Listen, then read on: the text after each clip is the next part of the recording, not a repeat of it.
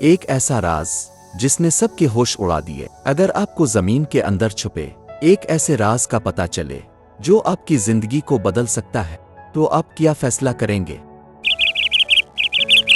آج کی کہانی ایک چھوٹے گاؤں کے نوجوان احمد کی ہے، جو اپنی زمین اور محنت کے ذریعے نہ صرف اپنے خواب پورے کرتا ہے بلکہ گاؤں والوں کے لیے ایک مثال بھی بن جاتا ہے۔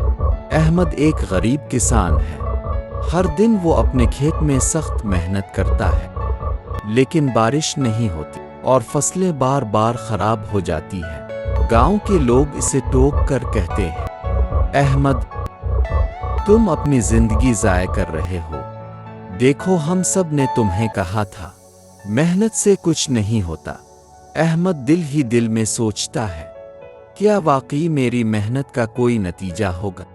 ایک دن احمد کو کھیت میں کچھ عجیب سا نظر آتا ہے۔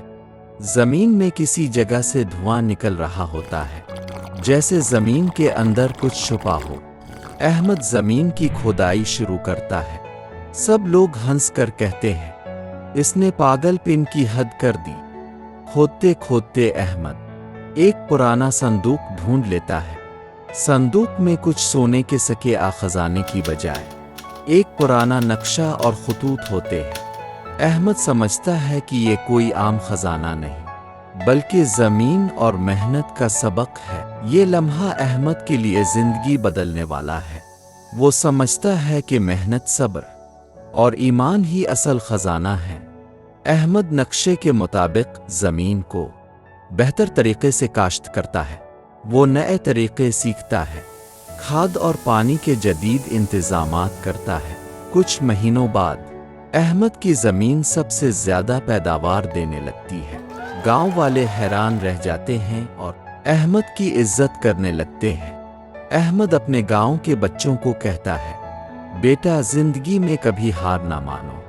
زمین، محنت اور ایمان تمہیں وہ سب دے سکتا ہے جس کا تم نے خواب دیکھا ہو۔